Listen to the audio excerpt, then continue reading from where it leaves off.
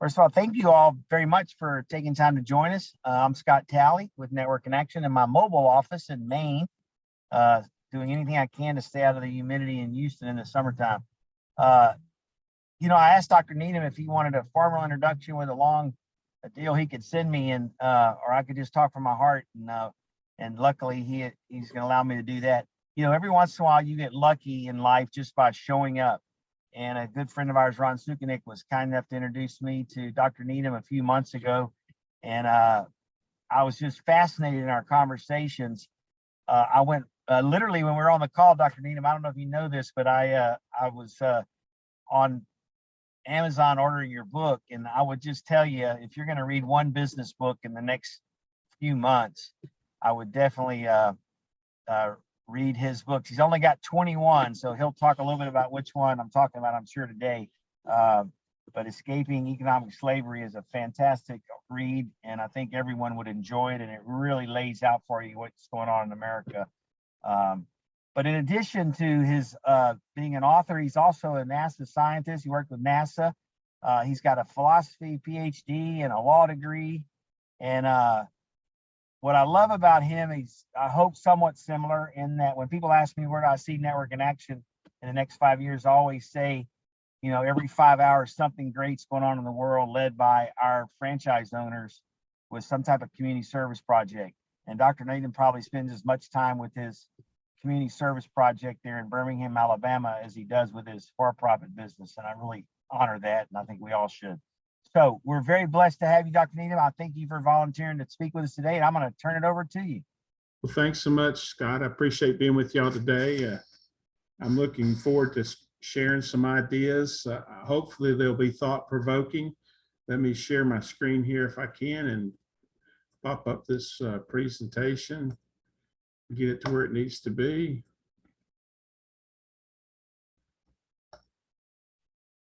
Is everyone seeing the screen? I hope so. Yes, sir. Yes, sir. When Scott asked me to speak, I guess a couple of months back, wasn't it, Scott, that, we were thinking about what might be a good thing to talk about. And I think talking about issues that are currently facing business in 2022 and going on to talk a little bit about economic slavery and what does that really mean, so that we can accomplish that too, I think would be great. If you look at my little picture here, some of y'all may suffer under that same tyranny. I know I have these little yellow pads everywhere on my desk to track my notes and try to keep up with what's going on. And in running a business today, it's a bit of a challenge to keep track those notes. But before we get into that, let's talk a little bit about just what is economic slavery. And I want to start off with a little bit of a history lesson, if that's okay. It'll be informative.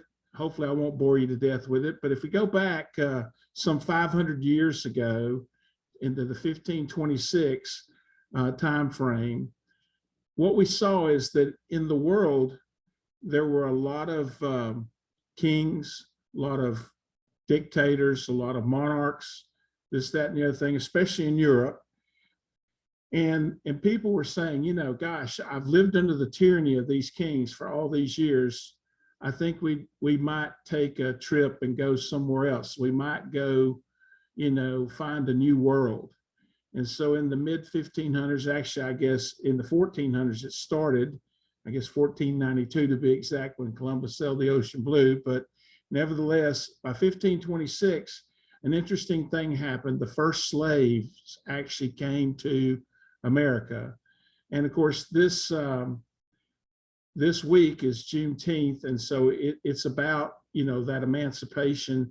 And we want to recognize that, slavery in that form, of course, is an abomination and shouldn't have never occurred. But the fact that it did is part of our history.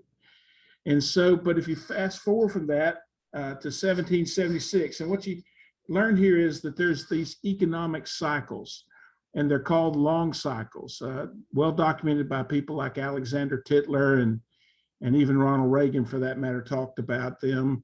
But the basic theory of a long cycle is about every 250 years, society gets fed up with the way it is, and they flip. And so what happened is they were tired of monarchies and kings in this 1526 time frame, and through a revolution that happened around 1776, America was born.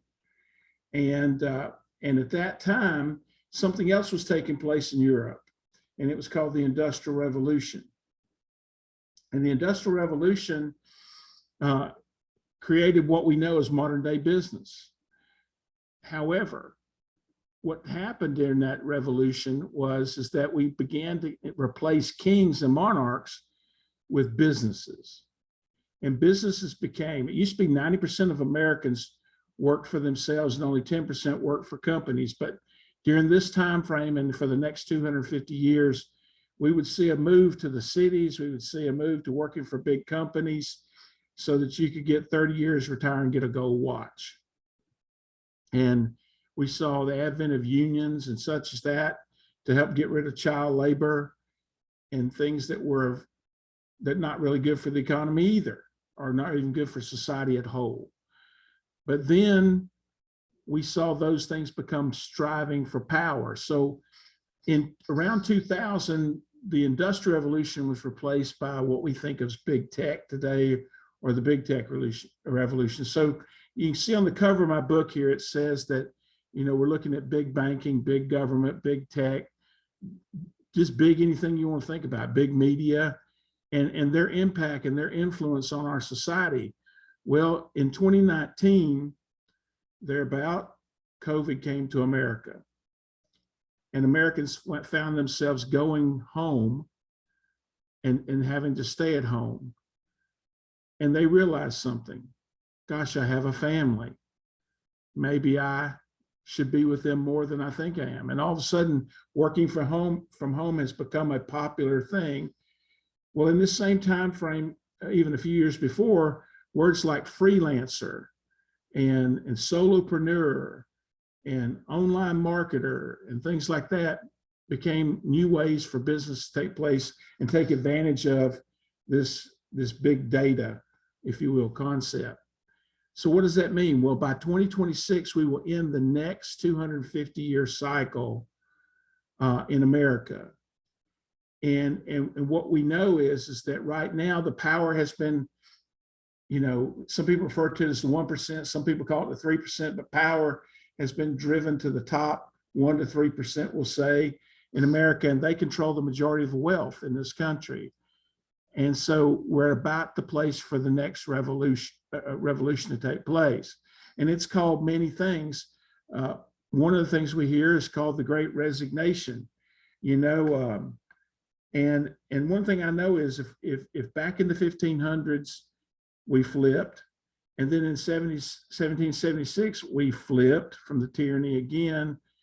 And then now in 2026, we're about to flip. What we know is the definition of insanity is doing the same thing over and over again, expecting different results.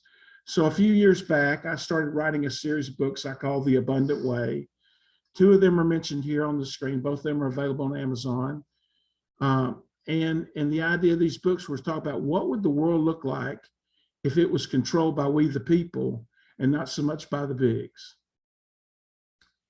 Because see, they've created a thing which we call economic segregation as well. And you know that, you've driven around, you've seen the signs in these neighborhoods says houses from 250,000 to 400,000, or from 750,000 to $1 million, or whatever the case may be, depending on the neighborhood you live in. Excuse me. Well, today, big banking has decided that you can only spend about 30% of your take-home pay to spend on a mortgage. So by the very definition that they created, they decide where you live. They decide the car you drive. They decide the school your kids get to go to because of the area where your house is. They decide the food you buy and everything else. So today, economic slavery has taken over. It's still driven by the law of supply and demand, but unlike original slavery where the master took care of you, provided you your house and your food, and you worked, modern day economic slavery is the master doesn't provide you your house or your food. You have to actually pay for that yourself. But nevertheless, you're trapped within the economic structure of what is a paycheck. Now, many of the people on this call are business owners, small business owners, my kind of people. I've been a small business owner since the age of 7. I know that's kind of hard to believe, but I actually ran a very vibrant trailer washing and lawn mowing and landscaping business at the age of 7, had probably 20 kids working for me. But that was 60 years ago. So I also say I'm celebrating my 60th year in business, and I'm excited to call myself a business person. See, because when you own your own business, you get a chance to do something that nobody else can do. You can fire your boss, which tends to possibly double your income just by doing that alone. So with that thought made, the way we do that is, of course, the thing I think called collaboration. Today, trying to bootstrap it all by yourself is becoming not only economically unfeasible, but unpopular. We're seeing the newest language coming out is called decentralization versus centralization. And what does this mean? Well, decentralized means it's much like if you think back in the computer days, centralized computers were mainframes. But then we had the PC revolution, and now it's the cell phone revolution. We're getting more and more down to the person and less about the big central control. And everything's in the cloud today. It's not in some computer. And decentralization has moved into crypto. And we talk about new organizations called decentralized autonomous organizations, or DAOs. It's the heartbeat of these people saying it's about time for that long cycle to change. So the question is, how are you going to position yourself here in this 21st century when this time change? And I believe, according to many great research firms, that by 2026, nearly 50% of Americans will own their own business and be back working for themselves. This creates a real interesting set of problems, and that's what we want to talk about. These are the reasons why experts around the country are saying that businesses fail. I'm currently working on a new book called Why Businesses Fail and Why You Still Want to Own One, because I still believe it's the greatest opportunity to own your own business. It's still the greatest opportunity in America. But we all face the fact that we see statistics like 9 out of 10 businesses fail in the first 10 years. It almost sounds insane that we might try to go into business for ourselves. But the reason they fail is because of lack of proper preparation. Some of the areas cited are lack of funds and planning. Time management's another issue. Finding customers or generating leads, finding good employees become a real big problem recently. Scaling quality and growth, and then an effective web presence. So let's look at some of these. The first thing I'd like you to do, if you have a sheet of paper, I'd like you to write down the word simple, S-I-M-P-L-E, and we're going to talk about these letters and what do they mean. And it really describes how you should develop your business and how you should put together a plan of action to execute your business plan. So S stands for story. Coke here. S stands for story. So if we think about the story, what is your story? What is it that you're telling the world? What sets you apart from others? Knowing what your story is will help you fashion what it is that you're trying to sell and everything else. And in that comes I, which stands for ideas, innovation, intellectual property. What innovation are you bringing to society? What new idea have you developed? It's hard in this world today to have a new idea. I mean, but it wasn't just about 10 years ago that Airbnb came up with a new idea. And today they're the largest developer of hotel motel rooms, and they don't own a property. So there was an idea using this decentralization, using this freedom to use technology to leverage their business higher. The real question sits right here in the middle. The two things sitting in the middle of these 6 letters are M and P. M stands for market pull. What is your customer? And more specifically, what does your customer want? It's the writer of the books on agile and such as that said it great when they said, look, lean agile said, look, people go and build all these structures and businesses only to wake up to find out that the customer isn't interested in what they got to say or sell. So sometimes doing a little bit of research to find out who your customer is, what they want, and how you're going to reach them, and what your product will do that meets their need. Now, some people say that the need either springs forth from one thing which we call, nothing like having a little brain burp there, which we call fear-based selling. Find out what their pain is. And that Sandler created that type of training several years ago and really perfected it across the country. Many other authors have written about it. And it's a wonderful way to sell. Find out what your customer's pain is and meet their need, and they will do it. And other people say that it's in motivation.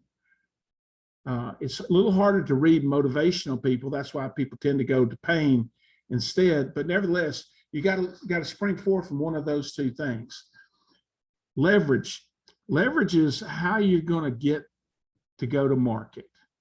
And in this particular case, your go-to-market strategy might be, I'm going to use the internet, or it might be that I'm going to open up a local brick and mortar storefront, or I'm going to be a mobile business, or I'm going to be a consultant, or whatever the case may be. What's your go-to-market strategy? How much money does it take you to go to market? You'll need financing. How much literature do you need? Or do you need an app? Do you need a presentation? Do you need whatever the case may be? These things all cause you to leverage yourself into the market. And finally, once you have all that put together, you want to learn to execute your plan. So let's look a little deeper into all of those. Now, when we talk about time management, we all have the same 24 hours a day. And so those who make $1 billion a year and those who are broke both have the same 24 hours. It's said that, when you get started in business, you work your tail off and you don't get paid. That's the first phase. Second phase, you work your tail off and then you get sort of paid. And finally, you don't quite work as hard and you make a lot of money and people say you were born lucky. But in reality, that's not the case. The case is that it's those who learn to balance their lives, find a way to what we call strike the balance in their lives. They have to have time for their business. They have to have time for their family. Scott was saying he's up on vacation. You have to have time for fun. You have to have time for your finances. You have to plan how you're going to invest your money in addition to your time. And you have to have health and fitness. In 2017, I had quadruple bypass surgery. And I never thought health was ever going to be an issue for me. I grew up as an athlete. I was in the space program. I did all that stuff. Even though I'm a big guy, I could outrun and outlift most of the people around me. So I never worried about it until the day I had a heart attack. And then all of a sudden I realized I may not finish all my dreams. And I began to take a look at how I might better manage my health and my fitness, because without that, you have no wealth. Then there's time for relationships. Now, NIA is great for relationships in that you get to join a group and you get to share leads and ideas with each other. And this idea of business networking is a great way to build relationships. So we all only have 24 hours a day, like I said. How you allocate that, and of course, sometime in there you have to be able to sleep too. So, that's another part we have to think about. Coming back to market pull, you have to really examine again now, who is my customer really? Are they senior citizens? Are they baby boomers? Are they entrepreneurs? Are they housewives? Are they veterans? Are they whatever the case may be? And then you got to find out what their needs are. And when you do that, then that will tell you what it is they want to buy. And then you have to decide, do you have that kind of acumen that you can go get them what it is they want to buy. And so the question is, why would they buy from you? Well, there's several places, several things to consider here. If it's strictly on price, you're going to lose. You have to learn in small business in particular to express your value. And we do that by sorting versus convincing, if you will. We find the folks that are looking for value, and we find a way to attract them to us by talking about the things that they need. And in the process of getting all that accomplished, we then have to find ourselves on the spectrum. Now, if you think of a continuum, on one side is an arrow and the other side's an arrow. So you got this continuum, and we're trying to get this balance we were talking about. You have to decide, am I on the commodity side of this business equation, or I'm on the niche side about that?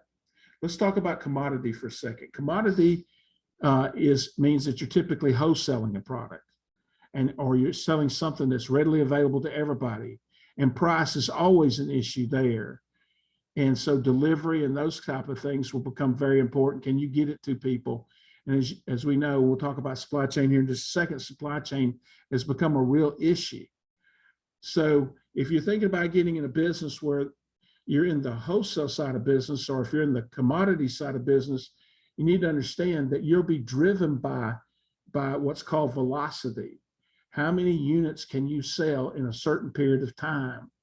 Because the margin is going to be really tight. Typically around 10% of the selling price is what's left at that area. On the other end of that extreme, on the other end of that continuum we talked about, sets niche.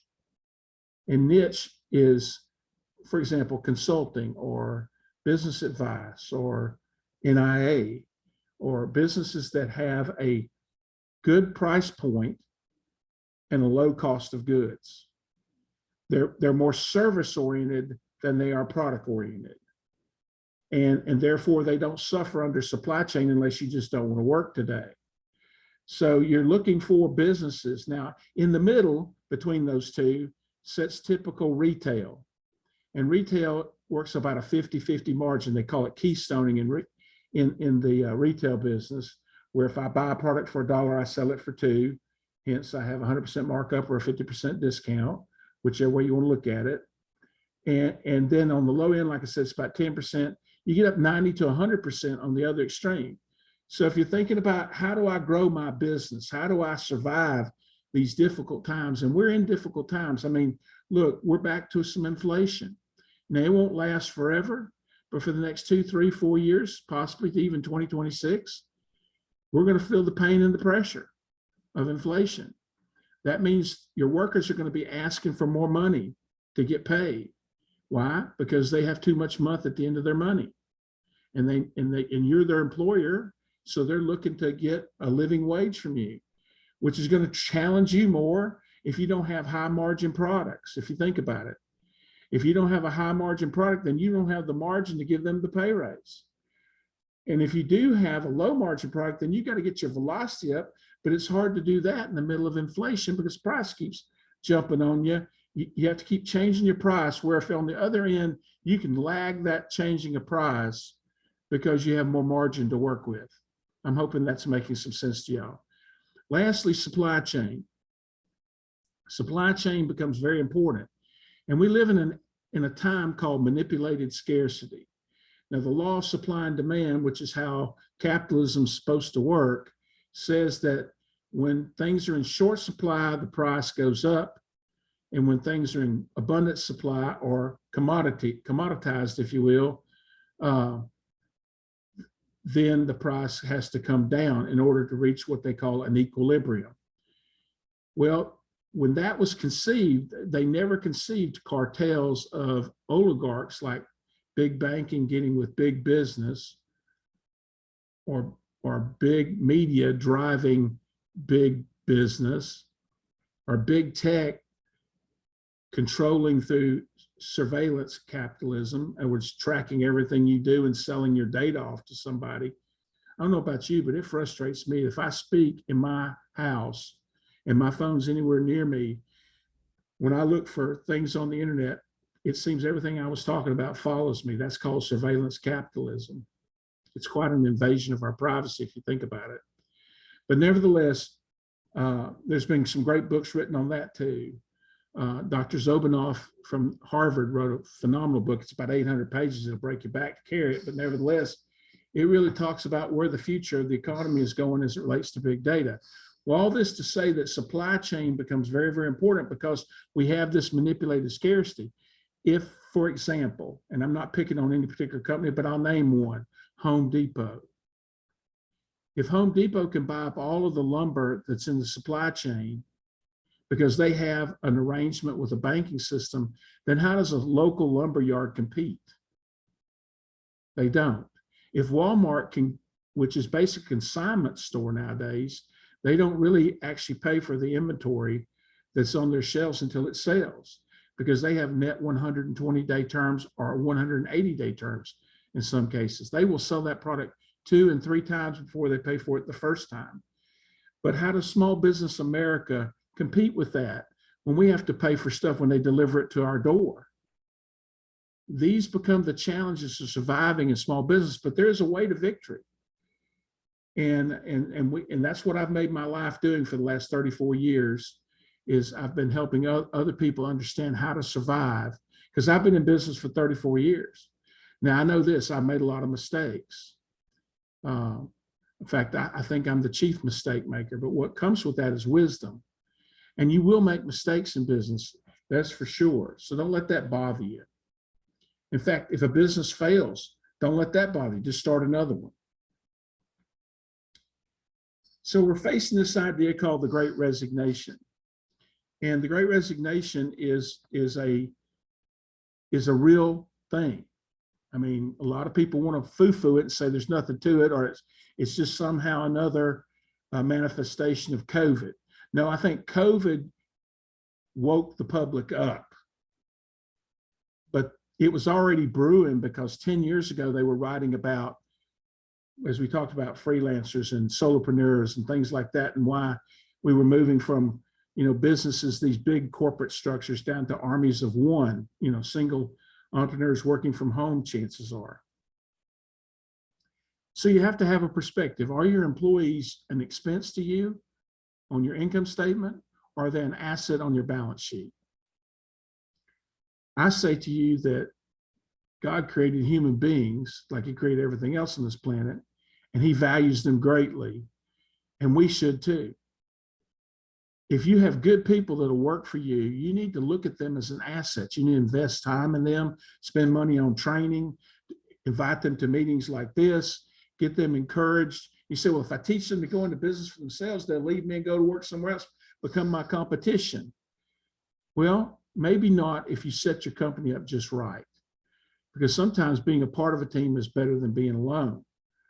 But if they feel like that all they're doing is working for the man, then eventually they'll fire their boss. So how do you set your company apart in this environment? I think you have to find ways of creating value again. Remember, we talked about value.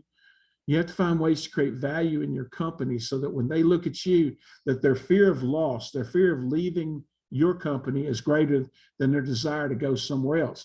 In fact, what's interesting, of the some 47 million people in 2021 who left their jobs, imagine that, 47 million people left their jobs. 1 in 2, basically, that work today left their jobs. And many of them stayed in that. Well, it created a sense of false scarcity, meaning that there's a shortage now of employees. I'm sure you've gone to a fast food restaurant only to find the doors locked and you can only get food through the drive-through window. People are suffering from all those type things because right now it's hard to make it on $10 and $12 an hour. And so people are just looking for another migration. By the way, we saw this in the stock market recently. I'm sure y'all remember the Robinhood GameStop thing that took place a couple of years ago, where a bunch of shorters in the market, false scarcity again, came to the market. These are rich people trying to take advantage of poor people, but nevertheless, they created false scarcity in the market by shorting the market. And so the people rebelled. And that shows you the power of the people. They rebelled and started buying GameStop stock took a bunch of those millionaires and drove a couple of them into bankruptcy because they weren't prepared to cover those shorts. See, if we choose, and the public is choosing, to manage our business in a way that we value people instead of take advantage of them, then you'll find that you'll set yourself apart. You also have to find choosing the right employees. My wife wrote a book called Sound Alignment.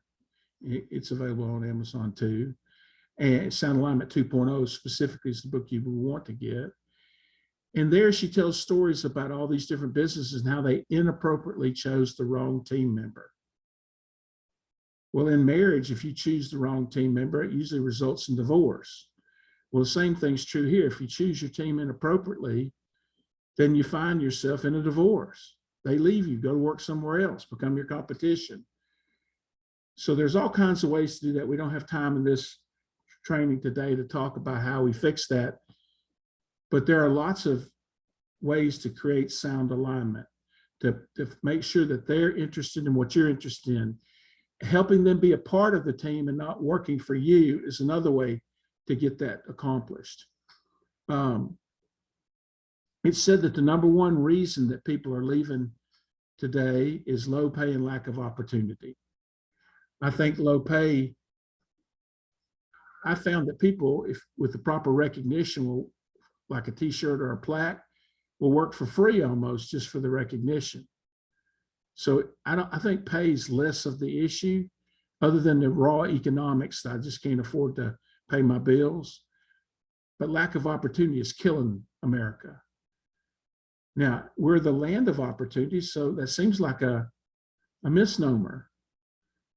And it's amazing the people who are immigrating to this country, by whatever means they're doing it, they don't know that opportunity is dead in America yet. And most of them are prospering right now because they're willing to do the odd jobs and everything that other people won't do. And sometimes we get mad about that, but really, should we? Or should we just find a way to compete? So what is your strategy to overcome the expense of lost workers? See, one of the greatest expenses to losing workers right now that's causing businesses to fail is the cost to retrain them. It's a cost of time, and it's a cost of money. And both of those are difficult factors. Talking about supply chain quickly again now, you know, where are you sourcing your products? You source them from overseas or domestically? Currently in this administration, if you're sourcing them from overseas, chances are you are having serious supply chain problems. Who are your competitors and how can they manipulate scarcity in your business is very important.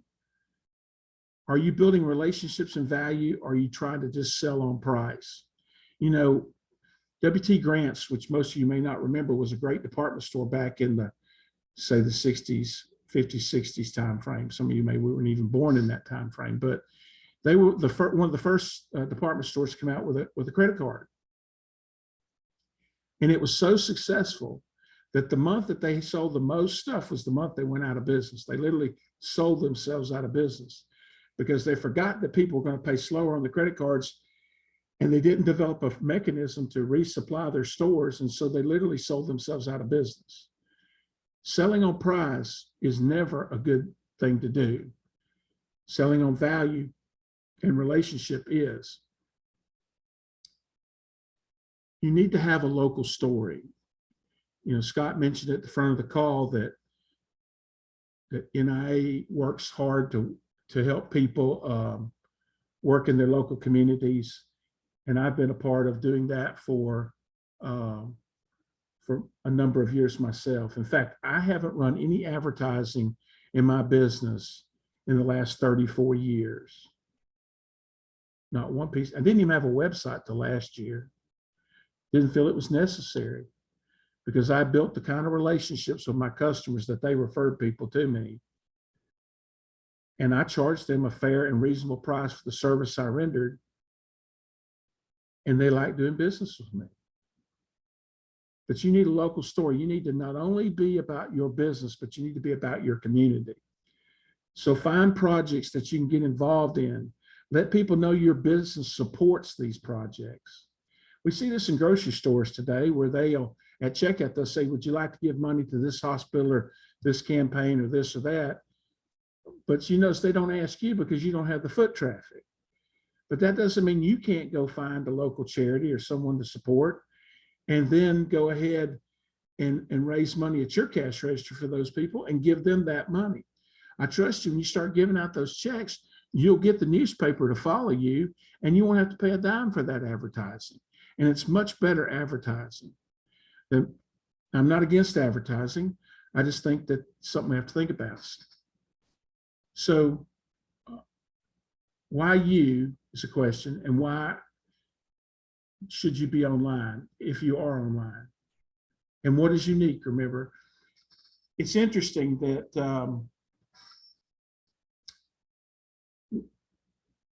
the chicken sandwich has become a great battlefield out there. There's a store that's only open 6 days a week, chooses to be closed on the 7th day of the week, in large parts all over the country, called Chick-fil-A. They don't negotiate the price. They have lines usually clear out to the street.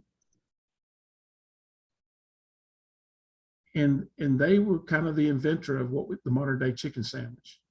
When everybody saw that being successful, they said, well, gosh, we can make a nice chicken sandwich too. So today there's the chicken sandwich wars, and everybody's got a chicken sandwich that does that. I mean, it leaps tall buildings in a single bound. Some got mustard, some got mayonnaise, some is spicy, some's got lettuce, some's got tomato. They didn't realize that the chicken sandwich had nothing to do with their success. It was the way they greeted people when they came up to the counter.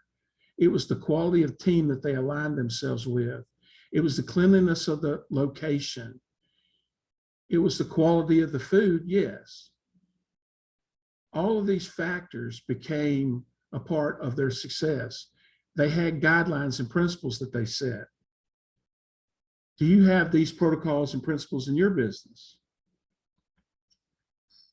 Quickly, we'll talk about SEO. SEO is different from advertising. Search engine optimization, as it's called. It's about getting conversions. Today, if you don't have a web presence, chances are you're missing most of your customers. Because if you're less than 40 years old today, you probably live with your face. You're going to have neck trouble from you looking down into your cell phone so much. Everybody's looking at their cell phones and they get all the answers from their cell phone. They're not even looking up to see your sign anymore on the front of your store. So you've got to find a way to reach your audience. And search engine optimization is the most effective way to do that. But there's an art to it. It's not, there's some science, but they keep changing the algorithm all the time. So the science is a bit fleeting. However, there is an art form to it. And there are people that get really good at it. And so if you find yourself with a consultant, ask them, who's a good SEO provider that can help me? And then implement that. Of course, if you're using advertising, what's the purpose of your advertising? Is it to build your brand? And if you're a single store, I don't know how important that really is. Or is it to generate sales lift, which getting feet to cross the threshold of your door is probably the most important thing. But I have a story here called The Plumber Story. I have a friend who owns an SEO business, and they're very good at what they do. And so they got hired by this plumber in their small town, and they live in a town of about 10,000 people. And the county area is probably 30 or 40,000 people, and they're just outside of San Antonio, Texas. And so this plumber was doing about $300,000 a year, making a pretty good living, but wanted to grow his business because he was getting to an age where he thought, I'd like to exit my business someday, and rather than quitting my business, I'd like to sell it for a big bag of money so I can go on vacation like Scott. And so anyway, the point being is we got to they hired this firm. And he started off, it was just a couple $1,000s a month, and sales went up.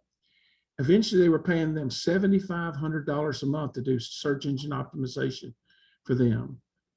They went from getting 1 or 2 leads a week to getting 10 to 15 leads a day.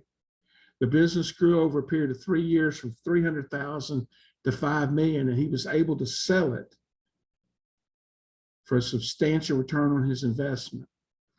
So exiting the business is a part of your concern too in the future. This brings us to the dream equation.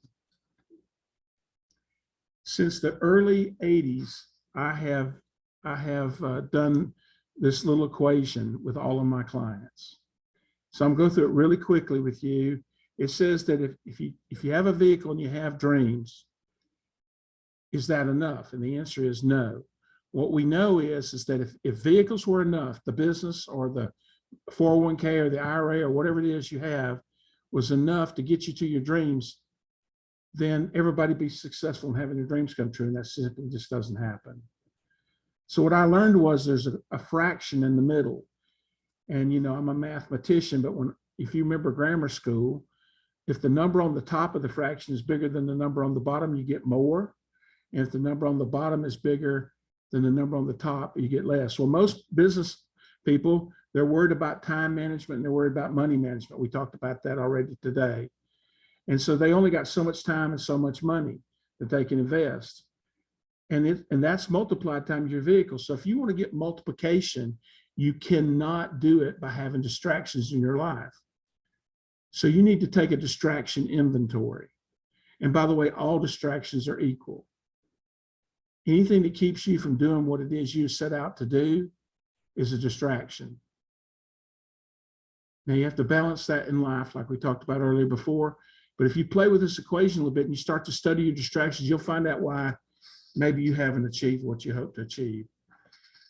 Last thing I'll do is share with you a concept as you get ready to exit or you get ready to grow your business beyond what you're doing today. In other words, some people call this working on their business instead of in their business. There's a cute little saying called build, buy, or partner. This is the way I like the word collaborate instead of partner, because general partnership in the law is very dangerous. I like collaboration. It's not nearly as dangerous. But anyway, that being said, build means you're going to build it yourself. The challenge with building your business to greatness by yourself, if you cannot get your sales volume up through SEO and things like we talked about, you're stuck with this issue of, will my balance sheet let me open up another location? So you're financially limited building on your own. Buying is the same thing. Can you actually get the bank to lend you money? So that's a limiting factor. So let's talk about ways to multiply, because those first two, build and buy, are additions. They how you add things to yourself. But through partnering or collaborating, you can multiply yourself. Now, one of the ways to do that is join networking organizations like NIA. By joining those organizations, you can learn from others. And just learning from others, sometimes you get that one great idea that changes everything for you. Or you can use agency. This is where you get others to work with you, like in the insurance business, where they have insurance agents out selling insurance products for them. You can learn to collaborate through a collaborative, meaning join hands with 3 or 4 others and do a joint venture of some kind, or you can join a cooperative and group buy with others. All of these are great answers. I have found that one of the best is franchising, because in franchising, the consumer that's starting a business for their own is looking for 3 things usually. They need a brand that's proven. They need a business system that will take them where they want to go. It's been tested. And the third thing is they need training, because they probably don't know how to do the business. And this is what the franchise industry has done. And it's one of the largest employers in the country. Some of you may have a business today that you want to franchise. And if you do, I wish you'd give me a phone call, because I'd love to share with you how we can do that for about half the price of anybody else. So the bottom line is the E in simple means that you have to execute. There's a great Chinese proverb that says vision without action is a daydream, but action without vision is an absolute nightmare. So we've talked about action, vision, and how to do all those today. I hope this has been of value to you. I think we're getting ready to go to Q&A. Let me put this up on the screen real quick so you know how to reach me. There's my LinkedIn, my telephone number, and my email. I asked Scott in advance, would it be okay if I put this up? He said it would. So if you would like to reach out and contact me, Probably the best way first would be by email, and let's work out a time to talk. I do get a lot of phone calls during the day, or you can reach out to me on LinkedIn, either one. So that's the end of my presentation for right now. Let's, I guess, open it up, if that's all right with everybody, and see if there's any questions that I might be able to answer. Awesome. Any questions at all? I have one. Would you take just maybe a couple of minutes and talk about your work with collaboratives? I'll pull up on Well, collaboratives are a derivative. You know, when we talked about centralization and decentralization, collaboratives are a decentralized view of the world. So the old term for that is joint venture. But with joint venture, it was a little tricky, you know, because you had to get all the legal right. Collaboratives, people just come together, and it's based on revenue sharing more than equity. In other words, if we come together and we're going to build something together, we figure out what our contributions are, and we share the revenue according to our contribution. Cooperative is more of a centralized version of a collaborative, where you have a central controlling thing called a co-op, and everybody kind of works together through that. It's still democratic by nature, but the other one's more, I think collaboratives are much more entrepreneurial. They're much more agile, able to move quicker, change. And so several of the people that I'm coaching right now have made the decision to use the collaborative structure. And we have some agreements called collaborative sharing agreements that we'd be happy to share with you to help you kind of put those organizations and teams together. Awesome. Thank you. Any other questions? Anybody have anything for Dr. Needham? Fascinating stuff. I really appreciate you being here. You know, if they say that you are judged by who you share time with and what books you read and what company you keep, then all 36 of us are in good place today being around you. So thanks so much for the insights and for spending some time with us, Doctor. Thank you so much, Scott. I really enjoyed it. I've met a lot of your people. They're great people. I'm excited to do anything we can to help you. Awesome. Thanks so much. Thank you all for taking time out today. Appreciate you. Thank you. All right. Bye-bye.